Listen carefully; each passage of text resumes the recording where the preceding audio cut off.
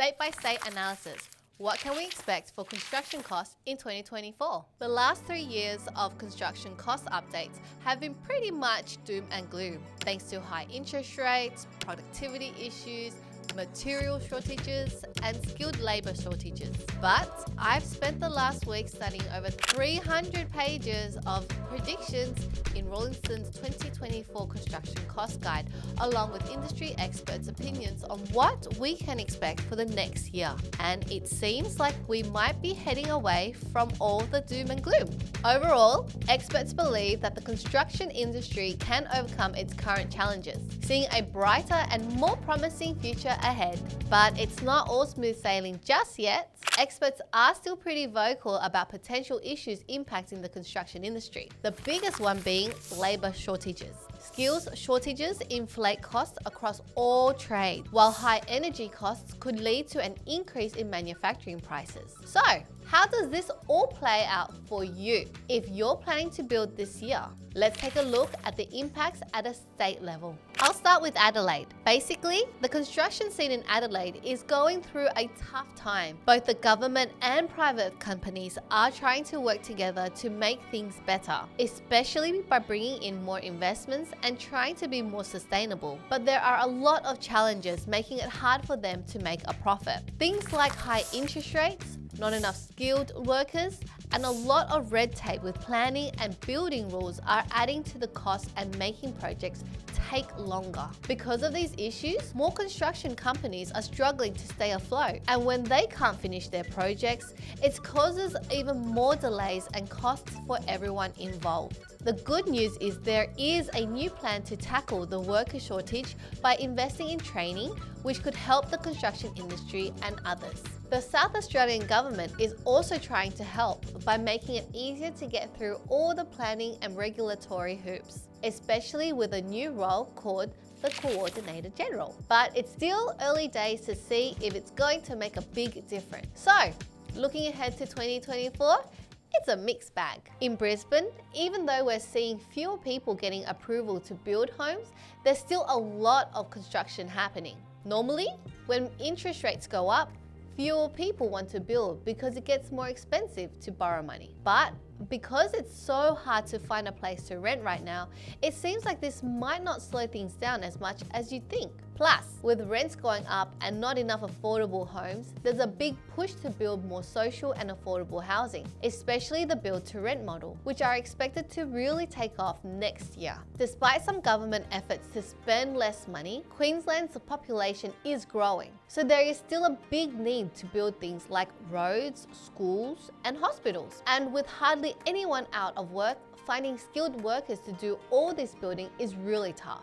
Thankfully, the problems Brisbane was having with getting building materials on time and at a good price have gotten a bit better over the last year. But with a lot of construction expected to start in the second half of next year, they might see prices and timelines squeezed again. Canberra's construction scene in 2024 is like a double-edged sword. On one hand, the city's booming with people and jobs, and there's a lot of money being poured into the big projects and affordable housing because of this growth. With hardly anyone out of work, finding skilled workers to do all this building is really tough. Everyone's already busy. So much so that companies aren't even bidding on new projects because they're too busy. This also means less competition, which isn't great for prices. The smaller housing projects are in a tight spot too. Plus, with the cost of buying a new home still through the roof, it's just adding to the pile of challenges. So, even though 2024 is set to be a busy year for construction in Canberra, it's also shaping up to be a bit of a logistical challenge, especially when it comes to keeping projects on track and within budget. Darwin's construction scene is also really booming right now, all part of a big plan to grow the Northern Territory's economy to $40 billion by 2030. A lot of this activity is coming from big projects in defence and infrastructure. The government's putting over $4 billion into building key infrastructure. But unfortunately, it's not all smooth sailing. Darwin's facing a serious problem with housing, especially affordable places for students to live. Developers are finding it tough to make the numbers work. Building costs are through the roof, particularly because materials like steel and concrete are in high demand. And since there aren't many local suppliers, they have to get materials from down south, which just adds to the cost because of transport. So, while there's a lot of excitement and growth in Darwin's construction, there are also some big challenges, especially when it comes to keeping things affordable and getting all the materials they need without blowing the budget. Moving to Tassie. Last year, Hobart's construction scene was a whirlwind, finding contractors who'd bid on projects without asking for an arm and a leg. But things have started to cool down a bit now. We're seeing more competition again, which is good because it means prices aren't as crazy as they were. But since Tasmania isn't that big, when everyone's trying to build at the same time, it gets crowded fast, and that drives prices up or makes it hard to find someone to do the work. Despite these challenges, construction across the board is still booming.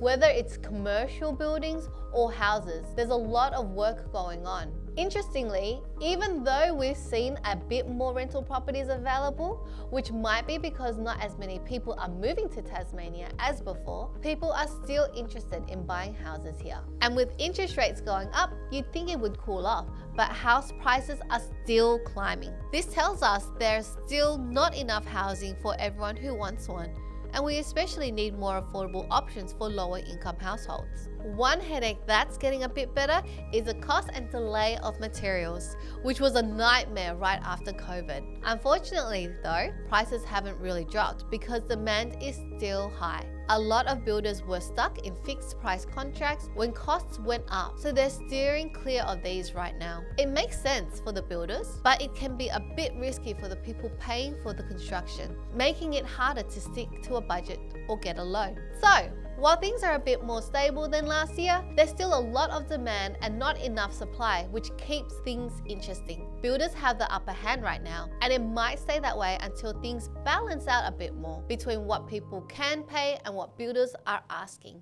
Looking ahead to 2024 in Melbourne, there seems to be a pretty positive vibe.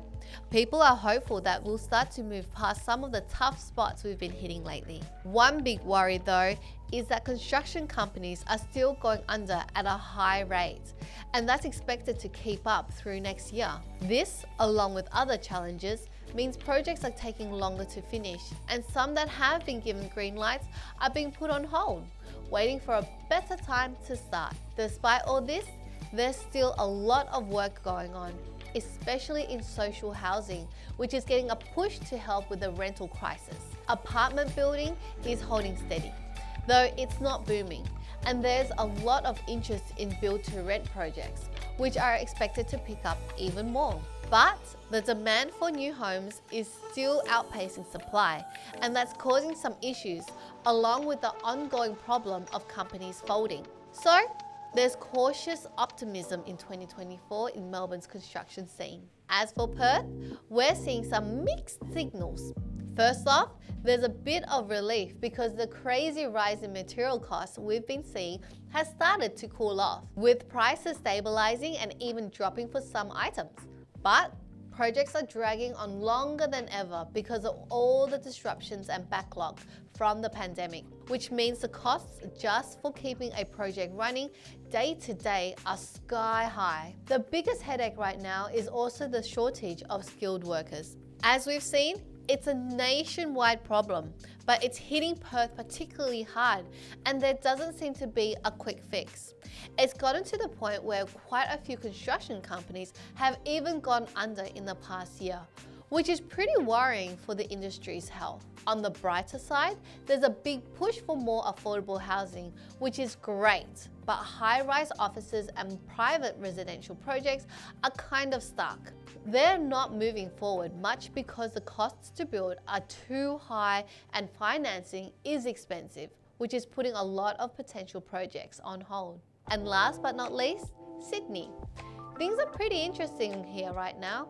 We've been dealing with the same challenges as the rest of Australia, like not having enough skilled workers or enough materials to go around. It looks like costs for both hiring contractors and the overall construction are going to keep going up. In fact, labour costs are about to jump too, thanks to a new union deal, so that's going to make things more expensive. Material-wise, there's some good news and bad news. Steel prices have dropped to a bit because there's less demand for new houses, and the timber market is finally stabilizing. But some materials are still getting more expensive because of higher energy and transport costs, plus a few other issues. One of the big pain points is waiting longer for mechanical and electrical equipment because of delays, which messes with project schedules. Overall, the outlook for 2024 in the Australian construction industry is mixed. While there are some positive signs of improvement, significant challenges still remain, particularly around labour shortages and rising costs. For developers and contractors, finding enough skilled workers will likely be the biggest hurdle across most states. This labour crunch is expected to cause project delays, increase costs, and put further financial strain on companies already struggling. Material costs have stabilized somewhat, but remain high in many areas due to factors like energy prices and transport issues. Fixed price contracts signed pre-pandemic are also squeezing profits. Australians looking to build homes in 2024 may face higher costs and longer timelines, especially for private residential projects. However, the demand for affordable and social housing remains strong, with government initiatives helping drive this sector. Build-to-rent developments are an emerging opportunity as well. So, home building activity is expected to continue despite interest rate pressures. While some challenges remain, there is cautious optimism that the industry can overcome the current obstacles. Investments in training to address labour gaps, more competition helping stabilise prices in some markets, and high demands for housing and infrastructure projects provide reasons for optimism. However, keeping a watchful eye on costs, timelines, and the ability to secure skilled labour will be crucial for all parties in 2024. We'll be covering each quarterly update throughout the year, so you can see how it's all tracking. So make sure to like, subscribe, and click on that notification bell for our next update.